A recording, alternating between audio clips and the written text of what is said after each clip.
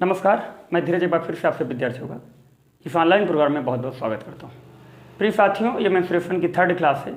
अभी तक मेंस्ट्रुएशन पर बेस्ड 2 वीडियो बनाए जा चुके हैं जो इसी यूट्यूब चैनल पर अपलोड हैं। जिन्होंने वह वीडियो नहीं देखा, लिंक पे क्लिक करके वो वीडियो पहले पूरा अच्छे तरीके से समझें, तब शायद ये वीडियो देखेंगे तो उनको निस्संदेह बहुत ही बेहतरीन तरीके से समझ में आएगा।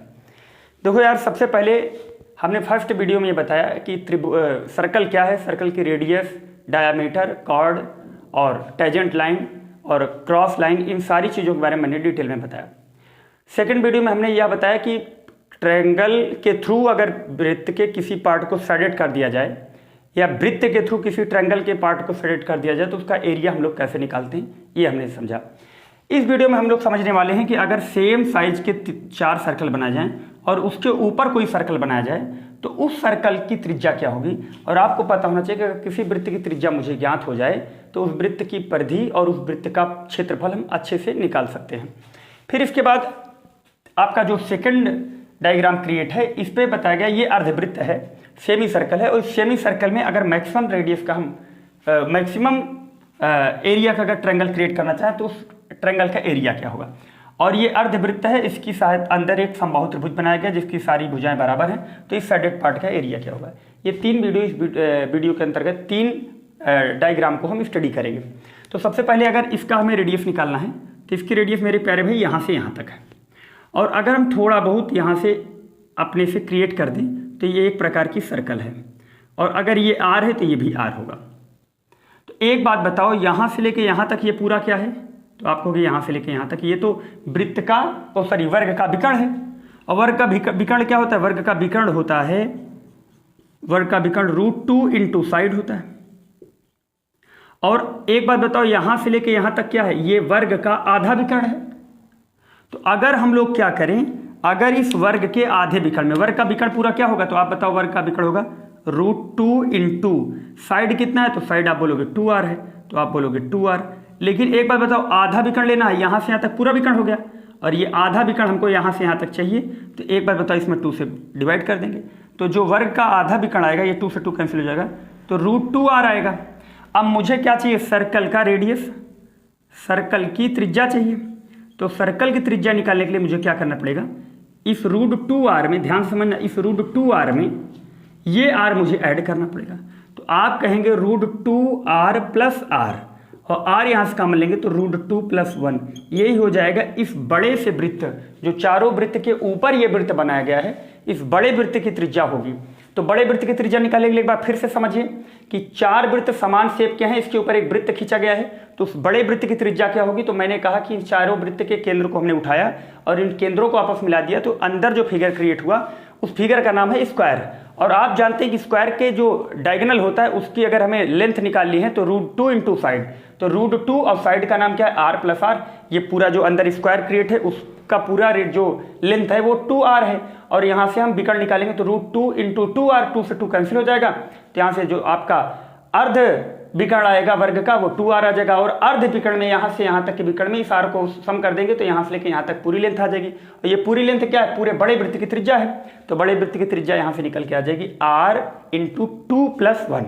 मैं आशा करता हूँ कि ये कंक्लूजन आपको भली भांति अच्छे तरीके से समझ में आया होगा। अब इसके बाद हम लोग चलते हैं, बोला गया है कि अगर ये मेरे प्यारे भाई कोई सेमी सर्कल है, कौन सा सर्कल है, सेमी सर्कल है, तो इस सेमी सर्कल में बड़े से बड़े एरिया का ट्रायंगल आपको क्रिएट करना है। तो आपको पता होना चाहिए कि एरिया जो होता है किसी भी ट्रायंगल का 1/2 बेस इंटू हाइट होता है। इसका मतलब क्या है कि area of triangle will be always depend upon product of the base into height, यानी किसी भी त्रिभुज का एरिया जो होता है वो बेस और हाइट के ऊपर डिपेंड करता है। लेकिन मेरे प्यारे भाई अगर ये सर्कल बनाया गया तो इसकी मतलब जो ब्रेथ है, चौड़ाई है, इस पर हम कोई इंचेंजमेंट नहीं कर सकते। तो किस पे बदलाव करेंगे, तो एक बात बताओ, अगर ये हाइट यहाँ से डालें यार, तो अगर यहाँ से डालेंगे तो सबसे तो ये तो कम है, लेकिन सबसे मैक्सिमम हाइट क्या होगी, सबसे मैक्सिमम हाइट ये होगी। और मान लो सपोज करो कि इस वृत्त की त्रिज्या ये कैपिटल R है, तो ये भी कैपिटल R है। तो एक बात बताओ, अगर इस वृत्त को कंप्लीट करेंगे तो ऐसा बनेगा, तो ये भी कैपिटल R होगा। तो अगर मुझे मैक्सिमम एरिया का कोई ट्रायंगल चाहिए और इस सेमी सर्कल के भीतर, तो आपको पता होगा कि हम रेडियस लेंगे, क्या लेंगे, हाइट के रूप में रेडियस लेंगे। तो यहाँ से हो जाएगा 1/2।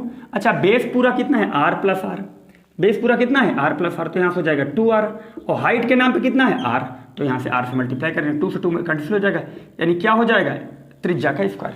यानी किसी अर्धवृत्त के अंदर अगर मैक्सिमम एरिया का अगर आप ट्रायंगल बनाना चाहते हैं तो उस ट्रायंगल को बनाने के लिए आपको क्या करना पड़ेगा, मैक्सिमम एरिया का अगर ट्रायंगल बनाना है तो रेडियस का क्या कर दीजिए, स्क्वायर कर दीजिए।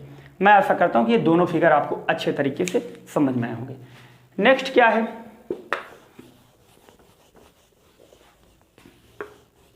देखो अगला आपको जो समझना है, ये एक ट्रायंगल है। अब कौन सा ट्रायंगल है, समबाहु त्रिभुज है। तो समबाहु त्रिभुज बना रहे हैं अगर हम लोग, तो एक बात बताओ ये क्या है, अगर हम इमेजिन करें तो ये पूरा वृत्त है, तो ये अर्धवृत्त बना हुआ है। अगर ये अर्धवृत्त है तो आप लोग बताइए कि अगर ये पूरा अर्धवृत्त है तो यहाँ से यहाँ तक ये एक समबाहु त्रिभुज है कि नहीं है, बोलो। यहाँ से यहाँ तक अगर इसको मिलाएं तो ये वृत्त की क्या है, ये वृत्त की त्रिज्या है। सपोज हम कर लें कि ये वृत्त की त्रिज्या है, तो इसका मान हो जाएगा a/2। अच्छा, इसका भी मान हो जाएगा a/2, क्योंकि ये दोनों इसी वृत्त की क्या है, त्रिज्याएं हैं। अगर इसको यहाँ से मिला दें तो ये भी वृत्त की त्रिज्या थी a/2 और ये भी हो जाएगा a/2। और आपको अच्छे तरीके से पता है कि किसी भी अगर आप जानते हैं समबाहु त्रिभुज है तो ये कितने अंश का कोण होगा, तो आप बोलेंगे 60 अंश का होगा। ये कितने अंश का होगा, ये भी 60 अंश का होगा। ये कितने अंश का, ये भी 60 अंश होगा। तो आप जानते हैं कि अगर ये दो साइड बराबर हैं तो किसी त्रिभुज के जितने साइड बराबर होंगे, ध्यान से बात समझना, किसी भी पॉलीगन की जितने साइड इक्वल होते हैं उसके इंटरनल एंगल उतने इक्वल होते हैं। तो आप बताओ ये दो साइड इक्वल है तो अगर ये 60 है तो ये भी कितना होगा, 60। अगर ये 60 तो मेरे प्यारे भाई ये भी कितना होगा, 60 होगा। अगर ये पॉलीगन है, अगर ये a/2 तो ये क्या होगा, a/2 हो जाएगा। सॉरी, ये अगर 60 है तो ये भी कितना हो जाएगा, 60 हो जाएगा। अगर दो कोण 60 तो तीसरा ऑटोमेटिक क्या हो जाएगा, 60। तो मेरे प्यारे भाई मैं आपको बताना क्या चाहता हूँ कि अगर मुझे इस साइडेड पार्ट का एरिया चाहिए, अगर इस साइडेड पार्ट का एरिया चाहिए, ध्यान से बात समझना, अगर इस साइडेड पार्ट का एरिया चाहिए तो इस सेक्टर के एरिया से, देखो जिस पे मैं मार्कर ड्रा कर रहा हूं, इस सेक्टर के एरिया से इस ट्रायंगल के एरिया क्या करना पड़ेगा, माइनस करना पड़ेगा। और इसी तरीके से मैं एक का निकाल के डबल कर दूंगा, दोनों का आ जाएगा। तो एक बात बताओ, सेक्टर का एरिया क्या होता है, सेक्टर के एरिया के लिए तो होता है πr² θ/360 डिग्री। तो भैया पाई आर के नाम पे कितना है, तो आर के नाम पे है a/2, तो यहाँ से बोलेंगे a/2 का क्या कर दीजिए, होल स्क्वायर कर दीजिए। और थीटा के नाम पे कितना है, तो थीटा के नाम पे 60 डिग्री, और पान कितना करेंगे, 360। और इससे माइनस क्या करना है, इस समबाहु त्रिभुज का एरिया। तो समबाहु त्रिभुज का एरिया क्या होता है, √3/4 इंटू साइड स्क्वायर। तो साइड के रूप में कितना है, a/2, और a/2 का हम लोग क्या कर देंगे, स्क्वायर कर देंगे। इस हिसाब से एक का आएगा और दोनों को निकालने के लिए क्या कर देंगे, डबल। मैं ऐसा करता हूँ कि अच्छे तरीके से आप समझ जाएंगे। और इसे अगर हम लोग सॉल्व करना चाहें तो ये कैंसिल हो जाएगा, 6 × 36 हो जाएगा, और यहाँ से हो जाएगा πa² 2 दूना 4 और 4 2 दूना 4 और 4 9 36 हो जाएगा। और माइनस यहाँ से हो जाएगा √3a² 2 दूना 4 4 चौक 16 हो जाएगा। अब मल्टीप्लाई किससे करना है, 2 से मल्टीप्लाई करना है। तो अगर 2 से मल्टीप्लाई करेंगे तो पूरे में हम 8 कॉमन ले रहे हैं, सॉरी 2 कॉमन ले रहे हैं। तो πa² कितना हो जाएगा यहाँ से, 18 माइनस √3a² 8। फिर से एक बार देख लीजिएगा, हमारे हिसाब से सोल्यूशन सही है, लेकिन निकालने का तरीका क्या है कि अगर मैं इस सेक्टर के एरिया से इस ट्रायंगल के एरिया माइनस करूंगा तो ये फेडेड पार्ट जाएगा, और जितना फेडेड पार्ट ये है उतना ही फेडेड पार्ट ये है। एक का निकाल के डबल कर देंगे, क्या आ जाएगा, तो आप जानते हैं कि एक का निकालने के बाद डबल कर देंगे, दोनों का आ जाएगा। मैं ऐसा करता हूँ कि इस तीनों टॉपिक आप भली भांति समझ गए होंगे। अगर दो सर्कल देखे इस तरीके की, अगर रेडियस आपको 2 सर्किल दे दे और 2 सर्किल में दोनों सर्किल की रेडियस दे दे और आपसे पूछे कि इस फेडेड पार्ट का एरिया बताइए, ध्यान से बनना। 2 सर्कल हैं और इन दोनों सर्कल की सहायता से आपको, देखो ये अंदर एक सर्कल है, मान लीजिए इसका सेंटर C1 है, और बड़े वाले भी सर्कल जो सर्कल है उसका भी सेंटर C1 है।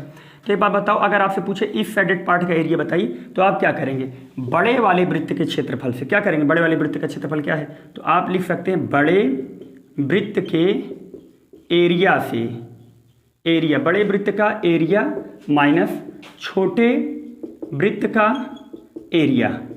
तो बड़े वृत्त का एरिया क्या होगा, तो आप बोलेंगे पाई आर के नाम पे यहाँ क्या है, r2, तो पाई r2² माइनस छोटे वृत्त का क्या है, पाई r1², क्या हो जाएगा, पाई r1²। तो यहाँ से अगर हम पाई कॉमन लेंगे तो हो जाएगा r2² माइनस r1²। मैं ऐसा करता हूँ कि ये पॉइंट आप समझ गए होंगे। तो देखो यार, वृत्त के बहुत सारे कंक्लूजन हैं, लेकिन मैं वृत्त के बारे में आपको इस बेस के माध्यम से सारी चीज़ें समझाने का प्रयास किया। अभी आप पढ़ेंगे इसके बाद ट्रायंगल, फिर ट्रायंगल और सर्कल को मिला के क्वेश्चन करेंगे, फिर प्रैक्टिस क्वेश्चन करेंगे।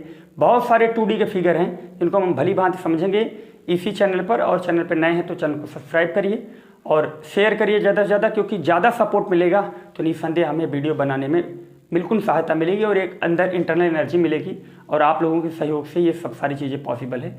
बहुत बहुत धन्यवाद।